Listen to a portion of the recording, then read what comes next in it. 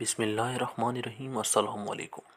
ایک روز حضرت جنید بغدادی نے ایک شرابی کو دیکھا جو نشے کی حالت میں بدمست اپنی ہی دھن میں کہیں چلا جا رہا تھا، مگر اس نے جب آپ کو دیکھا تو نشے کی حالت میں بھی پہچان گیا اور مارے شرم کے اپنا سر نیچے کی طرف جھکا لیا۔ آپ رحمۃ اللہ علیہ کو اس شرابی کی یہ ادا بہت پسند آئی۔ انہوں نے شرابی کا ہاتھ پکڑ کر فرمایا، تو کہاں دھکے کھاتا پھرے گا، اس لیے بہتر ہے کہ میرے ساتھ چل۔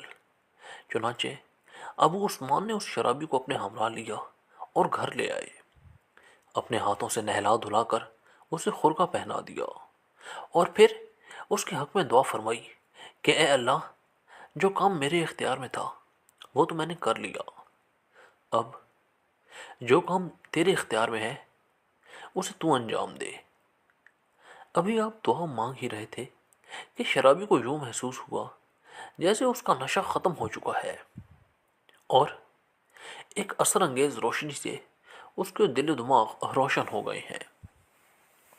یوں لگتا تھا جیسے وہ اب کسی اور ہی بلند مقام پر فیض ہو چکا ہے۔ آپ کو اپنی دعا کے اس فوری شرف قبولیت پر خود بھی حیرت اور مسرت ہوئی۔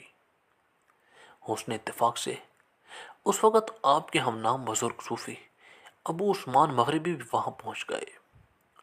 انہوں نے جب آپ کے سامنے ایک شرابی کو کھڑا پایا تو کانپ اٹھے اور ابو عثمان سے دریافت کیا کہ یہ کون سے بزرگ ہیں، کیونکہ ان کی روحانی طاقت کے سامنے میں خود کو انتہائی بے بس اور لاچار سا محسوس کر رہا ہوں۔ ابو عثمان نے جواب دیا کہ جو شخص آپ کو بظاہر بزرگ نظر آ رہا ہے، چند لمحے پہلے یہ محض ایک شرابی اور بھٹکا ہوا انسان تھا۔ اس کے ساتھ ہی آپ نے انہیں پوری تفصیل بتا دی۔ سارا واقعہ سن کر ابو عثمان مغربی بے اختیار پکار اٹھے۔ آپ کی زبانی سارا واقعہ سن کر میں رشک اور حسد کی آگ میں جلنے لگا ہوں۔ یہ شرابی چند لمحوں میں جس رتبہ کمال پر پہنچ گیا ہے، میں پوری زندگی میں سخت عبادتوں اور ریاضتوں کے باوجود بھی اس مقام کو حاصل نہ کر سکا۔ آپ رحمۃ اللہ علیہ نے اس کو مسکراتے ہوئے فرمایا کہ اس عمل پر تو میں بھی حیرت زدہ ہو گیا ہوں، لیکن اس سے میں نے یہ نتیجہ اخذ کیا ہے کہ اللہ تعالیٰ کی رحمت کا انحصار محض عمل پر نہیں ہوتا، بلکہ یہ فیضان نظر اور قلبی کیفیات کا کرشمہ بھی ہے۔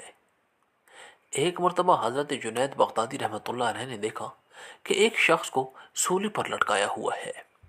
دریافت کیا کہ اس نے کیا جرم کیا تھا۔ لوگوں نے بتلایا یہ ڈاکو ہے۔ اول چوری میں داہنا ہاتھ کاٹا گیا، مگر پھر بھی یہ چوری سے باز نہ آیا تو بایاں پاؤں کاٹا گیا، پھر بھی باز نہ آیا تو سولی کی نوبت آئی۔ حضرت جنید رحمۃ اللہ علیہ آگے بڑھے اور اس کو پاؤں کو آنکھوں سے لگا کے بوسہ دیا۔ لوگوں نے حیرت سے پوچھا کہ یہ کیا بات ہے؟ فرمایا کہ میں نے اس کے پاؤں کو بوسہ نہیں دیا، بلکہ اس کے وصف استقلال اور استقامت کو بوسہ دیا ہے جو اس کے نفس میں تھا۔ اگرچہ اس بیوقوف نے اس کو شرم معصومیت میں استعمال کیا اور اس کے بیجا طور پر سزا پائی، مگر ہم یہ سوچتے ہیں کہ کاش ہمیں بھی خیر و عطاعت کے معاملے میں ایسی ہی استقامت نصیب ہو جائے۔